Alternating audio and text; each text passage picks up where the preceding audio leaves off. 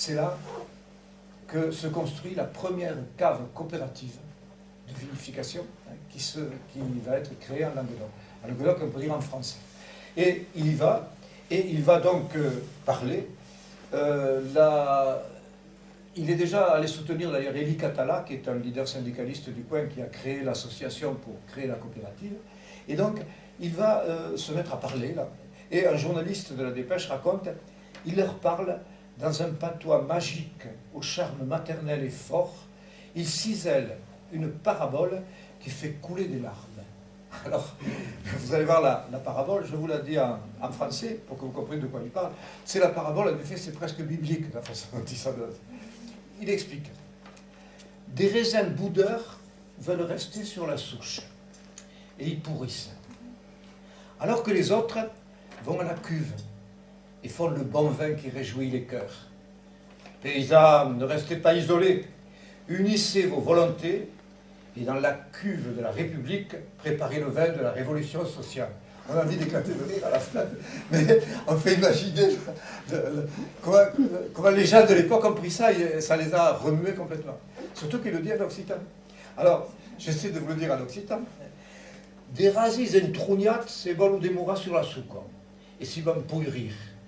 Entre que nosaltres se'n vau a la tina e congrea l'ubin tan bun que regaudís los cors. Paisan, estas pas tancats solets, junies las vostres voluntats, et il latino de la République après ça l'oubli de la révolution sociale. Et là, Jaurès a épaté tout le monde. Et comme Madame fait, il avait envie d'applaudir. Donc voilà la façon dont il s'en sert, vous voyez. C'est quand même... on sent à la fois qu'il en est épris, il en est amoureux de cette langue, il la connaît bien, ça, et en même temps, il voit que ça peut lui être utile. Et au fond, une langue, si on ne s'en sert pas, à quoi ça sert? Il faut bien s'en servir. Et donc il s'en sert régulièrement et publiquement. Rien que pour ça, on devrait le nommer membre honoraire de l'Institut d'études occitanes. Ça se fait après la mort, on nomme les gens, on leur donne des médailles et tout. Mais il y a un autre aspect qui m'intéresse aussi, et qui est, semble-t-il, peut-être plus intéressant encore, c'est que, reconnaissant cette langue, reconnaissant sa valeur, et l'utilisant, il est un défenseur de la langue. Alors là, à l'époque, c'est très rare. Surtout dans son milieu politique. Il est amoureux de la langue. Il dit notre langue, quand il en parle. Bon, c'est quand même remarquable. Hein. Il dit notre langue, ou il dit la langue du Midi. Parfois, il dit le dialecte. Parfois, le patois. Mais on sent que c'est pour reprendre l'expression populaire, pour que les gens comprennent. Hein. Mais n'oublions pas que c'est un homme d'une grande culture. Française, latine, grecque, etc. Et donc, il est un homme de culture, il est très conscient du patrimoine culturel que représente la langue occitane. La langue occitane et toute sa longue histoire de littérature, de tout ce qu'on voudra, depuis les troubadours. Ça, il en est très conscient. Il dit « J'ai le goût le plus vif pour la langue et les œuvres de notre Midi. » Écoutez bien. Du Limousin et du Rouergue au Languedoc et à la Provence.